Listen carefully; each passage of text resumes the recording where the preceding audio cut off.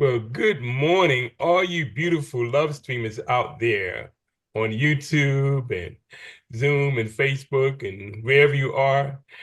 We just want to welcome you here at the Center for Spiritual Living Charlotte. I am your host, Horace. If this is your first time, we are delighted that you have chosen to join us today. With modern technology, we are extremely grateful for the opportunity to touch so many lives, especially as we share these wonderful happenings here at CSO Charlotte. So please feel free to visit our website, csoCharlotte.org, put in a prayer request, and subscribe because we add our recordings to our website each and every week. So as we start this first day of December, heading into these holiday seasons here, we want to tell you all about who we are. The Center for Spiritual Living Charlotte is a New Thought community living in ancient wisdom philosophy based on the science of mind. This science of mind philosophy was developed in the early 20th century by writer and lecturer Ernest Holmes. Dr. Holmes was a man on a mission. He studied truths from all of the world's religious traditions and spiritual paths. Holmes developed a fresh new way for us to look at ourselves and how we fit into our world. He's been referred to as the great synthesizer. At CSO Charlotte, we want you to know that every philosophy is honored along with every race, sexual orientation, and physical distinction. We are a diverse, open, and affirmative community. There are many paths to the divine. We can call it God, peace, love, spirit, joy, infinite mind, or the I am presence. It really doesn't matter what you call it.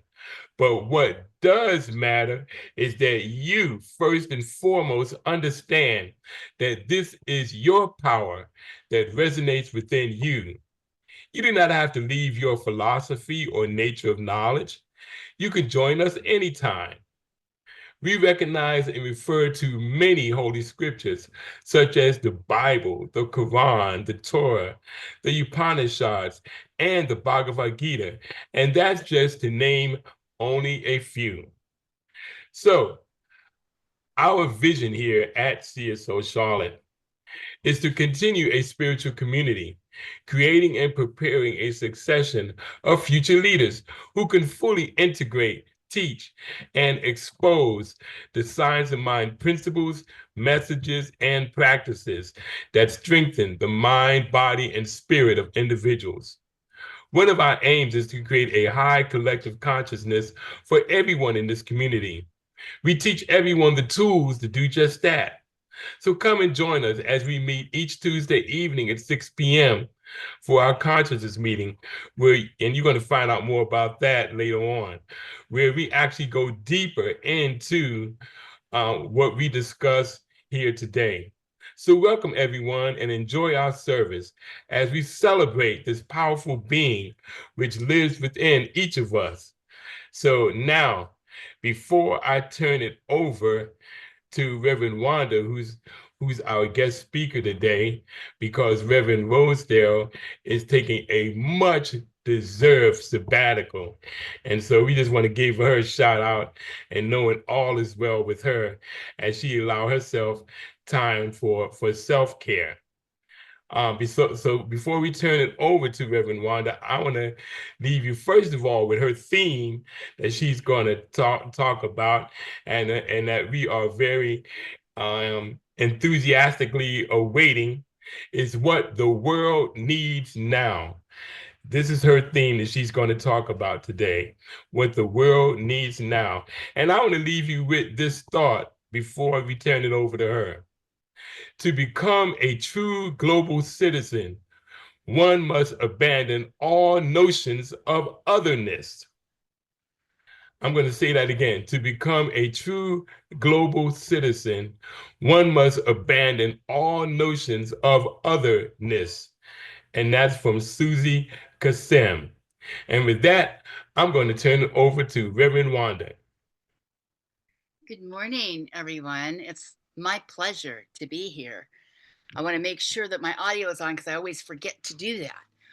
I'm very excited to be here, and I'm actually really excited that Reverend Rosedale is not here. And the reason is part of the talk is about self care and how, when we do those things, we give permission to the rest of the world to do that. We put that love of self into the collective consciousness. And so, my soul sister is out there being an example of how to take care of yourself. Give yourself some time.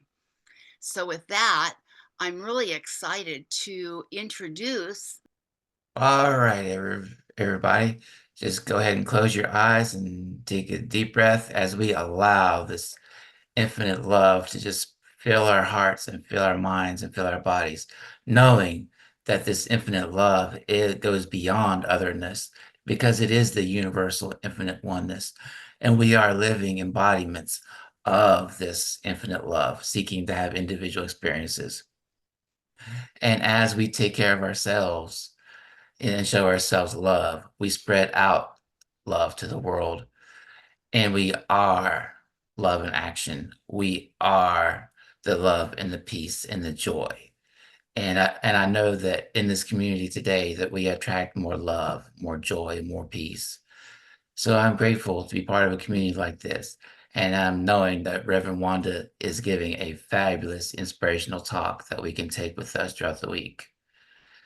And I'm grateful to be part of a community like this. And I release this treatment out into the wonderful world, knowing everything fits together perfectly. And so it is. And so, with that, we have Melissa. Thank you, Reverend Wanda. And this morning's reading is What the World Needs Now. So it works very well with the message because the reading is called We Are Called by Reverend Dr. Wanda Wainman.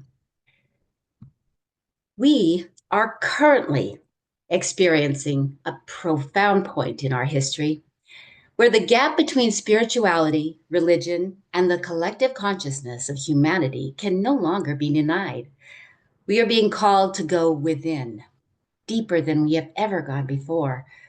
There has to be a shift from dogma to experience. Spirituality is experienced, it is not adhered to a rigid ideology or a dogma. Dogmas are a set of rules, principles, beliefs, or doctrines that are laid down by someone we have collectively accepted as an authority and therefore must be true, unquestionably true. And it must be adhered to without critical examination or debate of these religion, political, or philosophical systems. Currently, we are being asked to awaken our ability to go within and to use our critical thinking process to discern if the rules we have been following are enlightening the world, making it a better place for everyone, and deepening our connection first to ourselves and then to others. Or are we adding to the darkness? Our personal inner net is our true source of information. It's our own little connection, AI connection, not artificial intelligence, but all intelligence. It is an awareness of our connection to the universe. We choose our families, our friends, our spiritual practices, and yet forget the reason behind why we sought a connection with these outer groups in the first place. We want to feel accepted, valued, loved in a physical form, not just in the spiritual. We are human. We cannot hug a spirit. We need that physical contact. Have we lost our ability to discern what that is? What did dogma and when did dogma become our gods or North Star or whatever that is for each of us? We're not our religions, politics, race, or gender. We are citizens of the universe. We are greater and more important than we could ever imagine. Our ability and potential to find ourselves collectively as a more evolved creation is incredible beyond belief. We just have to be willing to do the work. Each of us has the ability to change the world by simply changing ourselves. These are ways to find our center and to put into the collective the experiences that we want to see expressed in form here on this planet, backed by example and action. Willingness is the most difficult part. Are we so married to our ideas and our perceptions that we have forgotten? We are the creators of our experiences.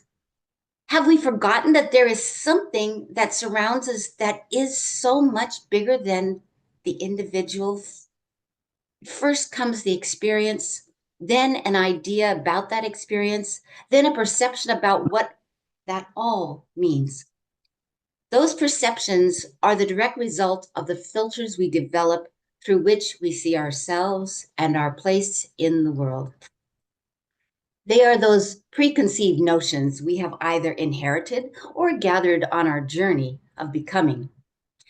Once we act upon that, we then create and put into the world consciousness and energy that either elevates or tears down.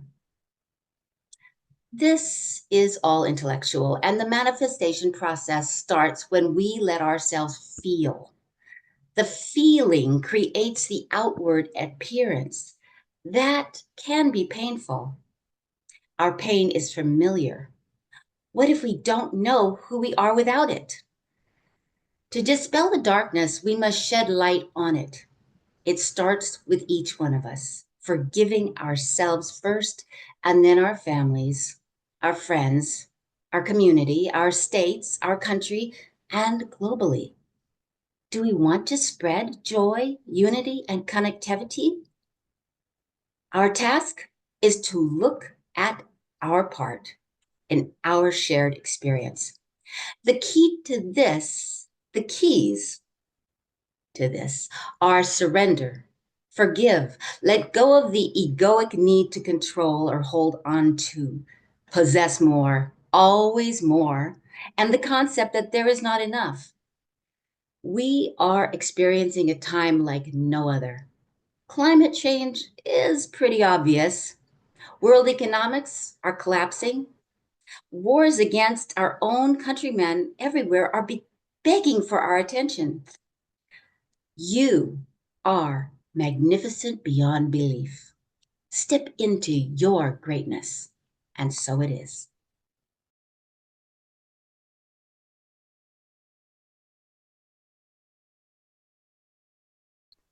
Thank you for that, Melissa. I want to just share real quickly before I go right into the talk. Melissa and I work together. I love having her work with me as reader when I'm speaking, because we do this co-creation thing. I'm a stream of consciousness writer, so I write really quickly and then I send it to her.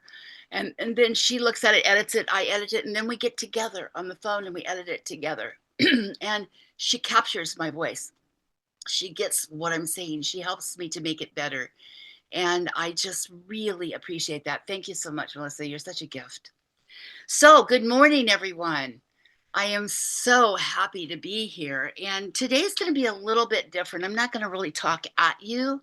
I'm really going to talk about what we need to do to go within and to become what we need to become to shift the collective consciousness, because we are seeing an outpicturing today of a collective consciousness. And we can say, well, I'm not like that and I don't think those things. But the reality is, every one of us is part of this same ocean. We can't say we're not part of it. We've done something that went in there and added to this collectiveness that is now outpicturing. We're seeing the outpicturing of that. So, and it's difficult. It's very, very difficult sometimes because, you know, it's hard to be vulnerable.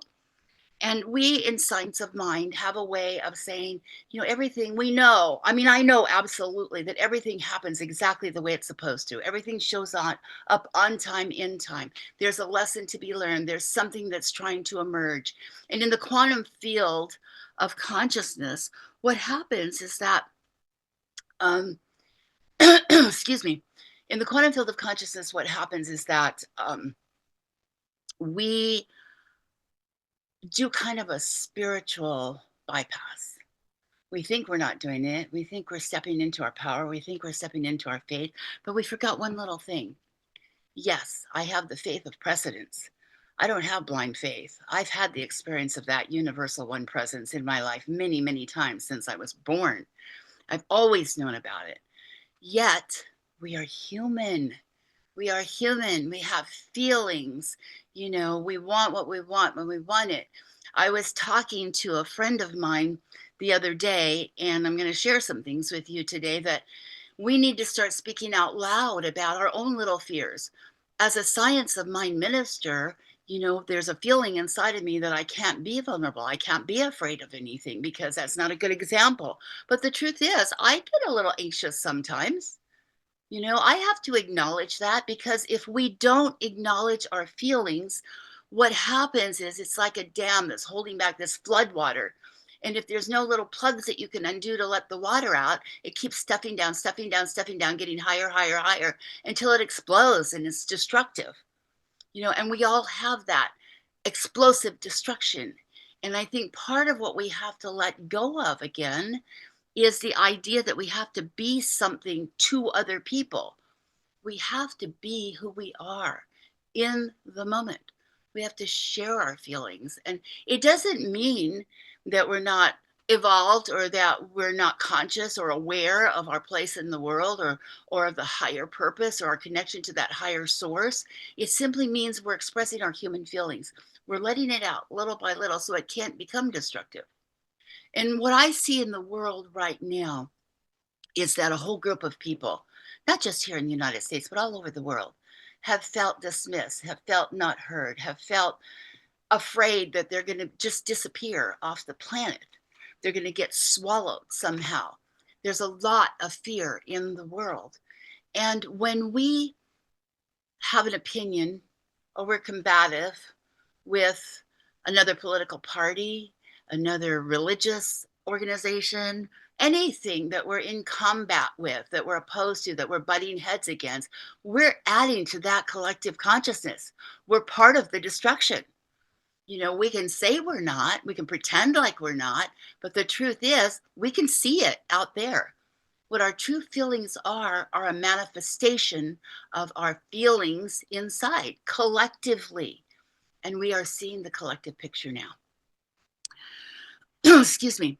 Ernest Holmes says that manifestation is to show forth or to make evident everything we see.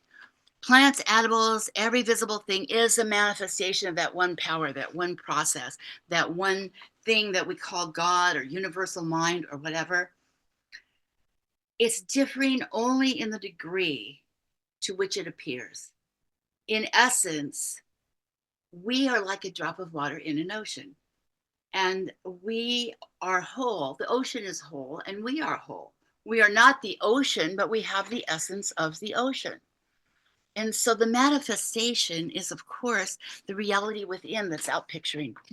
And so, as Melissa said in the beginning, first there's a perception that we have developed from childhood, from the first time we entered the world. And that perception is all about all the sum total of all the experiences we've ever had, our genetics, our gender, all of that, our culture plays into that. And what happens, we then develop a perception, and depending upon what our experience of that was, we then decide who we are. Do we have value? Am I unlovable? Am I lovable? And even if we do the work, I mean, I'm a junkie for doing the work. I've been doing the work my whole life. I love going to like Est or LifeSpring or whatever it is in the moment. And Tony Robbins, I don't care whatever it is. I want to go. I always want to be better. I always want to be able to be more of myself. I want to let go. And I'm grateful for the gift that I have, which is the gift of willingness. I'm willing to do whatever is necessary in order to evolve, in order to become. And I need to tell you that, we spend so much time thinking we're going to find safety in security. That is an illusion. That's a human constraint, because we were born safe and secure. We were born with everything we need. And then life happened. And then we spend the first part of our life gathering all that information, the second part of our life trying to get rid of it so that by the time we get to the third trimester of our life, we can live our lives at peace, whole, and complete. And we don't have to be anything for anyone else. We can just be. And we can't get there. Whatever it is, we can't get there. There is no there. What it is that we are becoming. In the quantum field, the earth is becoming. Everything is becoming. It is not stagnant. It's not just one thing and it stays that way. It is evolving as well. The planet is evolving. In the magnetic field of the planet is changing. The sun has been having these explosions. We've had all of these supermoons. And that's what we're seeing that is affecting the climate in our world. You know, it's absurd to me to think that there's no climate change. I can feel it. I can see it. I'm experiencing it. The planet is experiencing it. You know, I can't deny it. It's like love. I think Emerson said love is a compelling urge that cannot be denied. Well, when something is happening that big, like climate change, it's kind of hard to deny it. You know, yet my grandson called me the other day and he said, Grammy, I don't understand what happened. What happened? How could people have voted the way they did? And I said to him, they're not morons. They're not ignorant. They're not stupid. I said, we say that. We say, what's wrong with them? Aren't they educated? We're adding to the conflict in the world when we think that way, when we're not looking through the eyes of love, when we're not looking through acceptance, we're not looking behind what the picture, behind what we're seeing. When I work with people, I don't work with what they're telling me. I work with what they're not telling me. And what I see is a lot of fear, and and I explained to my grandson that this happened during World War II when Hitler came along. And I said, those people, their country was suffering the way our country has been suffering. And they needed someone to come along and save them. And when that person came along to save them, they became enamored of it. And they lost their ability to be a critical thinker, to discern what's real and what's not real. And Carl Jung at that time was studying, and he decided that, you know, what's really happening here is a form of mass hysteria. It actually becomes a mental illness. It spreads like a virus and it's destructive. So when we can look through that filter, when we can begin to heal our families. I saw something on YouTube the other day. A girl was talking and she was in tears and she said her family had banished her from Thanksgiving and she was just crying. She was alone and she felt terrible. And she said, you know, my family wasn't always like this. She said, I have such wonderful memories of our family gatherings. This is what we have to heal. We have to be kind. We have to be more loving. We have to be more caring, and it starts with us. So, what I want to talk about today briefly is how are we doing that? What are the ways in which we do it? How are we caring for our body? You know, what are we doing? And I'm going to share with you some things that I do. In order to stay in that center for myself, I find ways to fool my mind into thinking everything is wonderful when I'm not feeling wonderful. And so one of the things that happened for me is Reverend Karen, who happens to be on today, gave me a crystal, which I hung in the window behind me in my bedroom. And the sun comes up on that side. So I don't get up by the clock. I get up by rainbow o'clock. And what rainbow o'clock is when the sun hits that, if I open my eyes and there's not rainbows dancing, then I close my eyes again. I do a little meditation. I do some stretching in bed. I move my toes. And then I open my eyes again and there are rainbows dancing all over the ceiling, all over my walls. And I smile. And I can say to myself, no matter what happens in the world today, there's still rainbows. You know, and it's little things like that, tiny things that we can do. You know, there's a couple free things you can do to elevate your energy and your mood and your dopamine and your all of those endorphins. One of the things you can do first thing in the morning is walk out of your house. If there's a lawn, take your shoes off, stand on the lawn, walk around it for 6 minutes, and the magnetic force from the earth actually magnetizes and lifts and empowers your inner body. This has been proven scientifically. It's been tested, and it shows that before you do that for just 6 minutes, then what happens is It's tested afterwards, and the energetic field it's such a high vibration afterwards. That's free. You don't have to do anything. You don't have to pay for it. There's so many ways that you can do it. So I'm asking you to go within and see all the little ways. I think that I've worked on something and it's gone, and then all of a sudden, out of nowhere, it'll pop up again at a different level, and I got to do it all over again. But we have to be willing. We have to be willing to be vulnerable. So feel your feelings, because feeling is what creates the manifestation. So if we're feeling love for ourselves, if we're letting go of all the things that's blocking that from going out into the world, then we are creating a force field of energy that is going to shift the world. With that, I just want to thank you. I know that each and every one of you, this organization, this place where I come each week, empowers me. I feel elevated by it. So do that. Find things that elevate you every day, all day long. And so it is.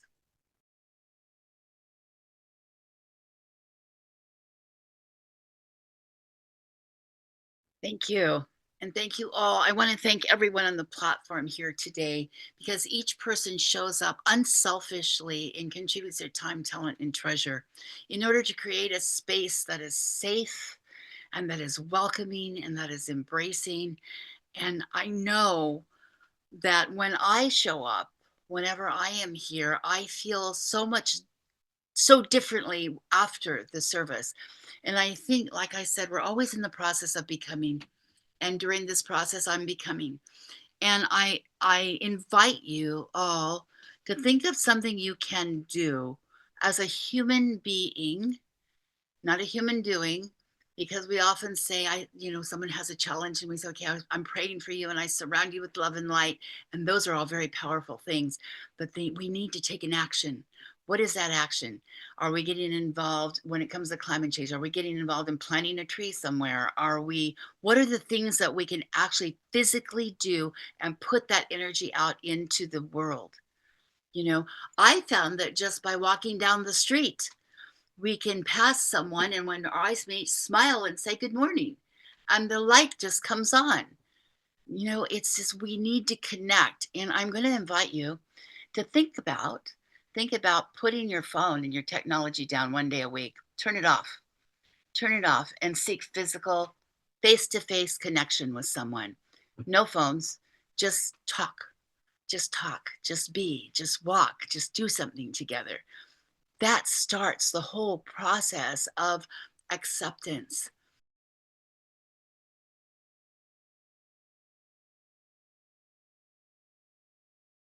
So with that, I want to say thank you for the prayer, Mo. That was beautiful. Melissa, thank you for the reading. Thank you, Horace, for being the MC. You're always so magnificent at that. And I do send out a lot of light and love to Reverend Rosedale today, because I know she's having a great time. And I'm so happy for her. So with that, I just want to turn it back over to Ellen to pray us out this morning. Wow. Everybody just close your eyes and just really let those words sink in. The divine inspiration that is infinite love, infinite intelligence, and it goes beyond our human paradigms, our human concerns, or the fears, because this infinite source is infinite life, infinite love. And we can choose to embody that and to practice it every day, whether it's through self-care or turning off the technology and going for a walk in nature. There are so many things we can do to express this divine infinite love in our environment. So I know that we are blessed to be part of a community like this. We are here to shine our own individual lights on each other and become a lighthouse of love and share it out into the world. So I release these words out into the powerful creative world, knowing that everything is working out for all of us in divine perfection. And so it is. And so it is. And now comes time for happy birthday. Are there any birthdays today? Nobody? Okay. So I'm just very grateful having been here this morning. I want to thank you all for being here. And I know one thing I do want to tell you is that, we don't have to be rigid. We don't ever have to do something all the time exactly the same way. I like to change it up because I don't want to get caught in that dogmatic religiosity of I have to do everything religiously, everything a certain way in order for it to be okay, because I'm not the person maybe that started that practice. I could walk out of this door today and run into someone and start a conversation with them, and they have something that I hadn't thought of, and I'll change it on a dime. I will change on a dime because I've now become more. I've become more. I'm always becoming more. You're always becoming more of who you already are. So, with that, I just want to thank you once more and say goodbye and have a wonderful, wonderful rest of your Sunday and week. Have a wonderful week.